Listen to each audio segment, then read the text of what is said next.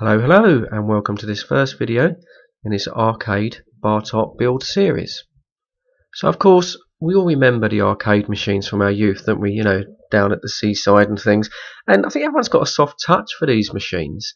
Everyone had their favourites, and we spent a lot of our pennies and cents piling these into the machines, and there's a certain bit of nostalgia. I mean, I think my favourite machine was the Vectra Graphics Star Wars machines. I used to play those things to death. But unfortunately, things move on, and a lot of these machines become neglected and abused and damaged. And although you can still find machines in need of full restoration, this in itself, although an interesting project, is a little difficult, mostly down to the electronics and the motherboards and computer sort of hardware that these machines use. They were pretty much, each one was bespoke and built especially to play one specific computer game. And to try and sort of do that nowadays, we need a degree in electronics to start with, and it becomes quite expensive. Fortunately, if you go onto eBay, yeah, you can pick up sort of original machines still fully working, very heavy and bulky, of course, but at a reasonable cost.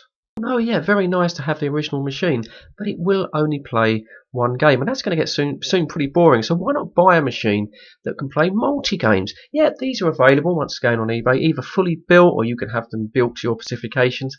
But to be honest, these are pretty expensive, unless you've actually got a lot of pennies in the bank. This is going to cost quite a bit of money. If you're happy with a second-hand machine, it is still a fair wedge of dosh to get one of these.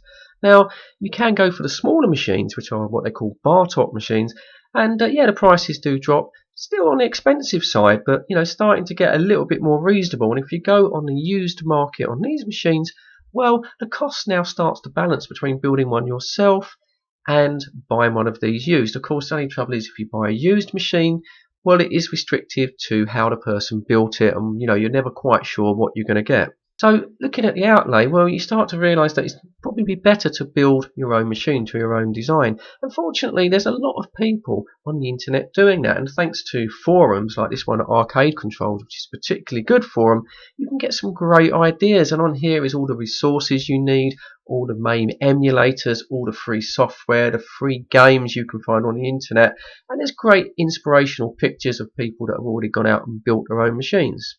Once you decide that you're going to build your own machine, well, the first thing you've got to do is consider the cabinet. Now, if you're good with wood and you've got a workshop perhaps built up and you've got all the tools that you're going to need, then if you go out and buy large sheets of MDF and cut them down, then that's great. You're going to that's going to be the most economical way to do it, and you're going to save the most money.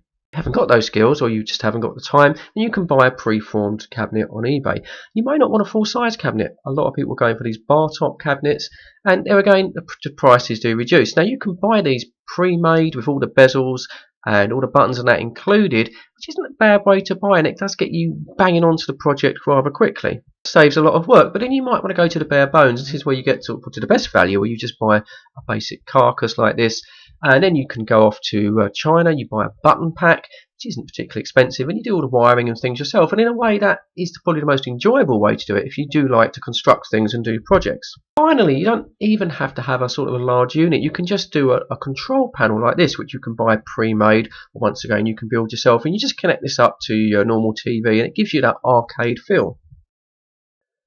For myself, I went sort of midfield really. I'm not that keen in cutting up wood and making a cabinet. I'm not that good. So I bought one that was pre-cut, which does require a little bit of construction. All the panels are supplied. They've been laminated as well, which will save on painting and things like that. And I just need to put all this together, which I will show in a later video. Anyway, that's enough for the introduction. Let me show you where I'm starting. So much for the intro. Excuse my voice. I've got a bit of a cold, unfortunately, so if I sound a little bit croaky, that's the reason why. Right, welcome to our spare room, and that's where Bella sometimes sleeps, depending. And there we go, a rather hacked together box there. This is my cabinet carcass, which I did just before Christmas. Carefully undid all this and took out the pre-cut sections of the carcass just to check that was okay, and all got basically shoved back together in the box and put up here to get Christmas out of the way. So what I'm going to do is a series of fairly short videos, and these are going to be mostly rough cut straight from the camera, and it's just going to be my progress as I build the arcade machine.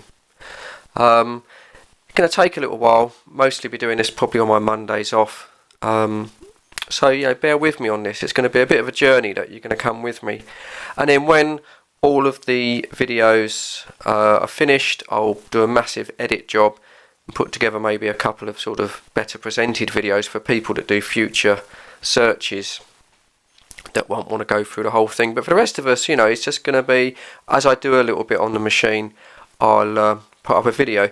So there is the, as I say, there is the carcass. We'll have a look at that in greater detail on the next video, but you saw it just on the intro there.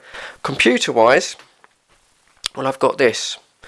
You don't need a spazzy up-to-date computer.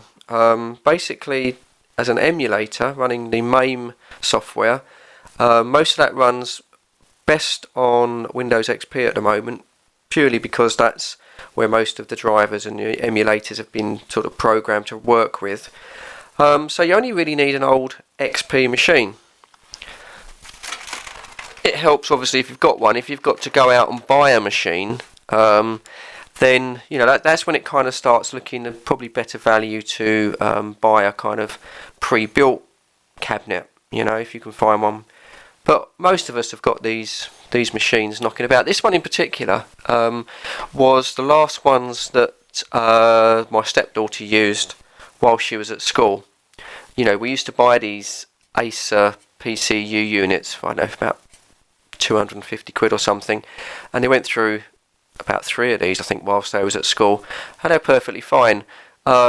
She's got a laptop now, she's finishing college next year, and she's got iPads and things, and so this hasn't been used for quite some time. As far as I'm aware, I think it's working. I think we did have a slight problem with this. I think there was I did a repair on this, as I remember, and I got a feeling that it's not running Windows Vista anymore. I think I converted it to XP for some reason. So the missus was going to throw that one out, actually. When the stepdaughter kicked that one out of her bedroom, Mrs. said, we'll take that to the dump. And I'm like, no, you can't throw out a computer. I'm glad I kept it, because I'm going to cannibalise that now. And that will be the sort of guts of the arcade machine. Assuming that it works, that'll be another video when I check that out. It should be okay. It's just a standard. I can't even remember the spec. What's in there? It'd just be a basic Acer processor. But I do know that I used to upgrade the kids' graphics cards because they used to play games as well. So it'll have probably a 5 or 6 year old graphics card in there, which is it's perfectly fine, because a lot of the old arcade games obviously don't need modern computer processing power. The screen, now this is an old screen. This, believe it or not, was one of the very first LCD screens that came out. This was before LCD TVs were popular, and unbelievably I bought this brand new at a computer fair, and as you can see, look, it's 99 approved for Eco Energy approved 1999, and I remember I paid £375 for this, would you believe? And to its credit, it still works well. So that's been up in the loft for a number of years now. But what is important with a lot of the older arcade games is, of course, their 4:3 format. Now, with a cabinet, yeah, most people put in, say, a 19 or 20 inch widescreen, 16:9, but a lot of the older games kind of stretch out. You get that letterbox effect, and it looks a little bit odd.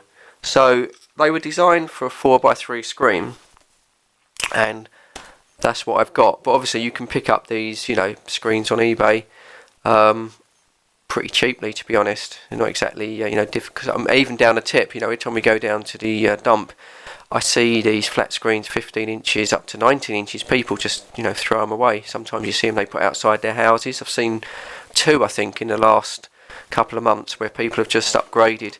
So it's not difficult to get a 4:3 screen, really.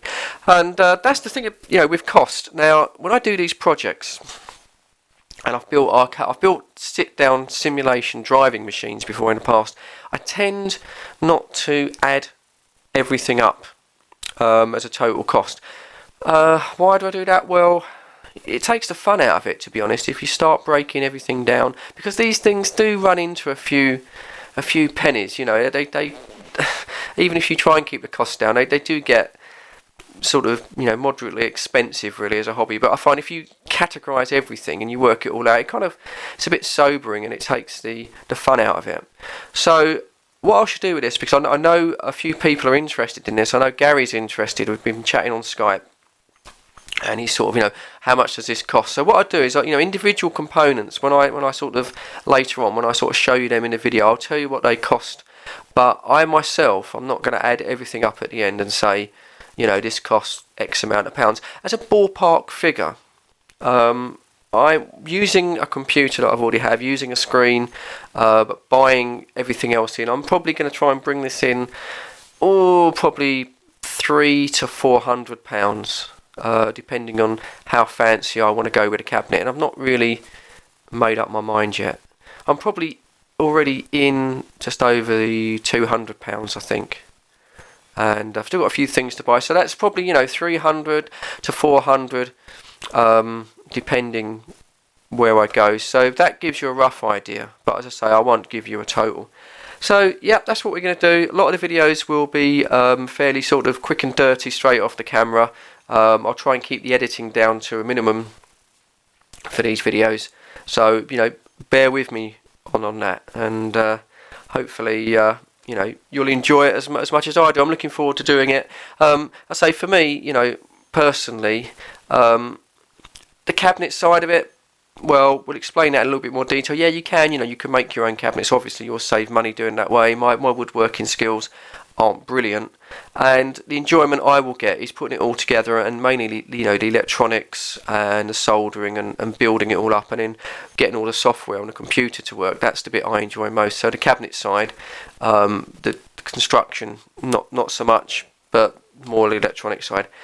Anyway, okay, that's I just thought I'd introduce this project, and as I say, videos will follow as and when I get time to do it.